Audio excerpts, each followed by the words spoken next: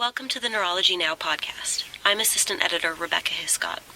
In the April-May issue, we introduced a feature called Readers Like Me, in which 10 Neurology Now readers who have been with us for 10 years shared their stories about living or caring for someone with a neurologic condition. We now have a regular Readers Like Me column where we share stories of other Neurology Now readers. I recently spoke with Paul McIntosh, a 24-year-old medical student at the University of North Carolina who was diagnosed with Pompe disease when he was 21 years old. Pompe is a rare genetic condition that affects the heart and skeletal muscles. Symptoms include muscle weakness, difficulty with activities like climbing stairs and running, and even trouble breathing. Getting a diagnosis can be a long, complicated process, despite several diagnostic tests. People with Pompe have elevated levels of enzymes involved in muscle movement. They also show abnormal electrical activity in the muscles, which can be seen using a tool called electromyography, or EMG. Once doctors have zeroed in on a possible cause of the symptoms, they can confirm Pompe with a genetic test. In our interview, Paul tells us how he got diagnosed and what he's doing to stay healthy, including starting a common treatment called enzyme replacement therapy. He also talks about what he's doing to raise research funds for and awareness about Pompe. So what was it like to have to cope with that diagnosis? Receiving a diagnosis, especially something that's chronic, long-term, no cure, something that's progressive. Everyone deals with that differently, and it probably took close to a full year for me to fully come to terms with it and to be comfortable with myself. Initially, I didn't really want to talk about it. It was almost like nails on a chalkboard.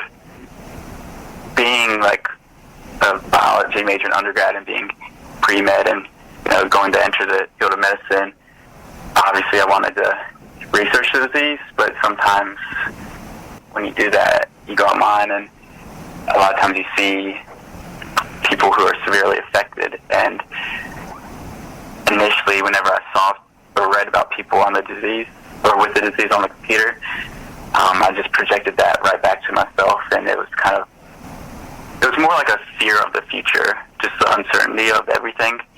And that just took me a little while to come to terms with. Initially, I only told my closest friends and family members, and it was usually pretty hard to tell them. When I was comfortable with myself, I began to reach out to other people with the disease through Facebook, and it's been really nice to have that community to see what they're going through, and it really helps to know that you're not dealing with it alone. Now that you've connected with other people who have Pompe disease and you can sort of see the way it can progress in some people, do you spend a lot of time thinking about what will happen down the road?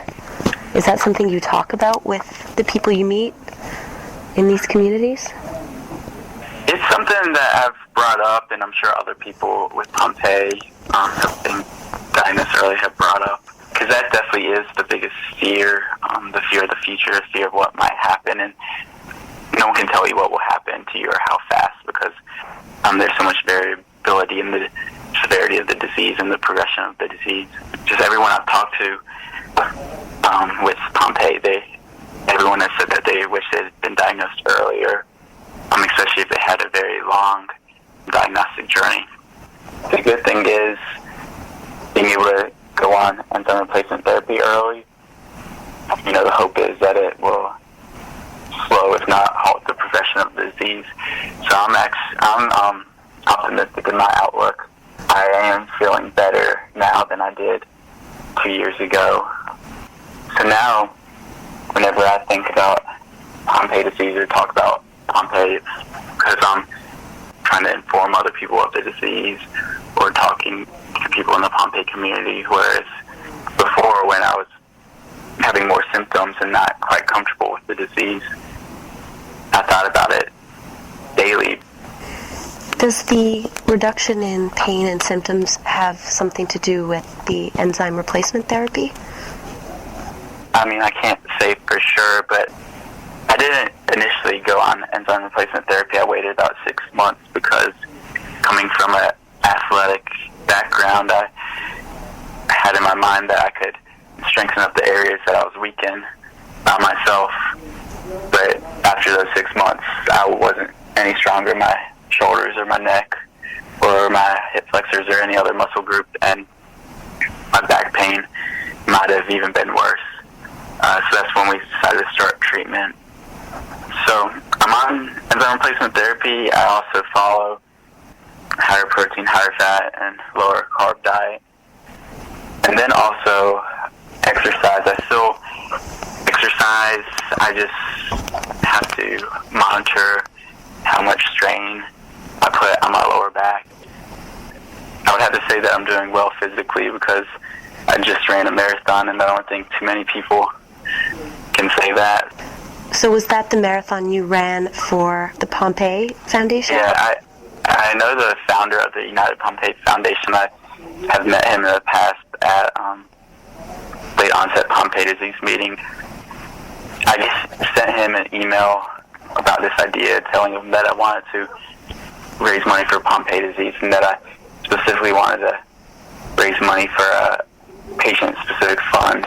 So all the donations that I would raise, all that money would go towards people with Pompe for their Pompe-related needs and expenses, whether it's help with buying a scooter or even just travel to doctor's appointments to see specialists.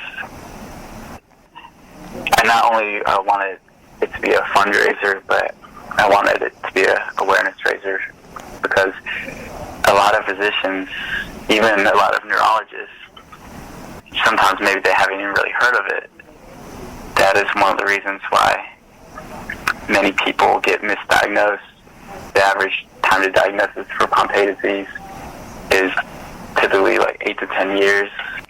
So I wanted to get the word out of Pompe, both to the general public and the medical community, to hopefully help get other people diagnosed as quickly as I got diagnosed, so that they would have, a better long-term outlook and better quality of life. You've said you'd like to specialize in neuromuscular neurology. I assume that's directly because of the diagnosis, or did you always have that idea in mind? It's mainly based on the diagnosis. In undergrad, when I was pre-med, I really didn't have any one specialty that really came to mind.